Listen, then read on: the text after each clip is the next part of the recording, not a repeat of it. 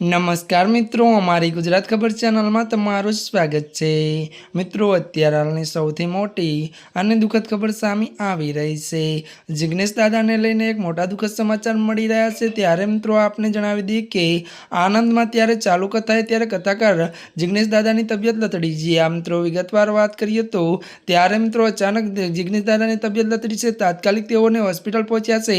આણંદના ત્યારે મિત્રો કંભાલ રોડ ઉપર ચાલુ કથાએ જાણીતા ત્યારે કથાકાર જિગ્નેશ દાદાની તબિયત અચાનક લથડતા તેમને કથા મંડપમાંથી સીધા હોસ્પિટલ પહોંચ્યા। ત્યારે વધુ વાત કરીએ તો ત્યારે મિત્રો ચાલુ કથામાં જિગ્નેશ દાદાનું કહ્યું કે મારું શ્વાસ થોડું બગડ્યું હોવાથી જવું પડશે, તમે બેસજો, હું 1 કલાકમાં પાછો આવીશ। મળતી માહિતી અનુસાર મિત્રો વધુ આપને એ પણ જણાવી દઈએ કે ત્યારે મિત્રો વાત કરવામાં આવે તો જિગ્નેશ દાદાને અચાનક પરસેવો આવવા લાગ્યો હતો। જો કે મિત્રો હાલમાં તેમની તબિયત સારી છે। જ્યાં મિત્રો અત્યારે હાલની સૌથી મોટી ખબર સામે આવી રહી છે। જ્યાં મિત્રો જિગ્નેશ દાદાને લઈને આ મોટા દુઃખદ સમાચાર મળી રહ્યા છે। ત્યારે મિત્રો આજના માટે આટલું જ। અમારી ચેનલમાં નવા હોય તો અમારી ચેનલને લાઇક, શેર અને સબસ્ક્રાઈબ કરી